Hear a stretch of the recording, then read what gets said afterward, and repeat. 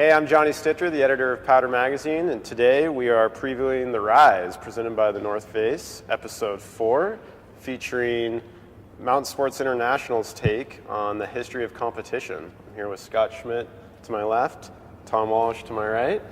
Scot, you started your career ski racing, and then you got in the film genre, and then but in the early 90s, that's when you kind of helped start competition.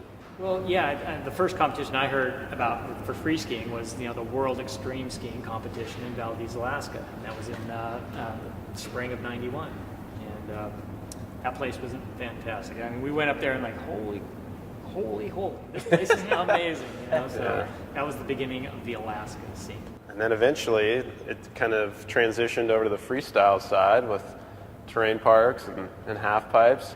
And then that eventually, like TJ Schiller, threw a 1440 at the U.S. Open, and then now you have yourself and Henrik Harlow going back and forth on dubs. And talk about that in regards to creativity within a competition setting.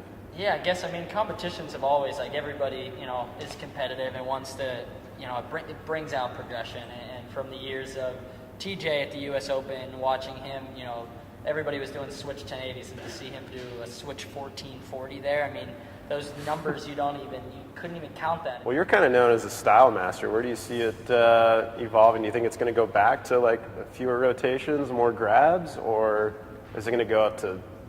I think we're kind of just going every which way. I definitely think it's going to there's going to be more spins, more flips, more technical stuff, but with that comes the other side of the sport that grows in such an opposite way, and I think it's kind of like funneling out. It's just, getting wider and more broad and more sectors for people to make a name for themselves as the guy that has the best style and does, the best 540s or skis the best lines, the guy that skis handrails, the guy that does triple flips. There's so many places for skiers to kind of evolve to that I think it's getting wider, crazier, and so much different stuff to watch. It's really cool. I can't even keep up with all the videos coming out every day. Yeah, and who knows what we're going to see in Russia this winter, right? Well, there we have it, from Valdez, Alaska to Sochi, Russia this winter. That's the history of competition. Thanks for tuning in, and stay tuned tomorrow for Mountain Sports International's take on the history of competition. You can watch it on thenorthface.com.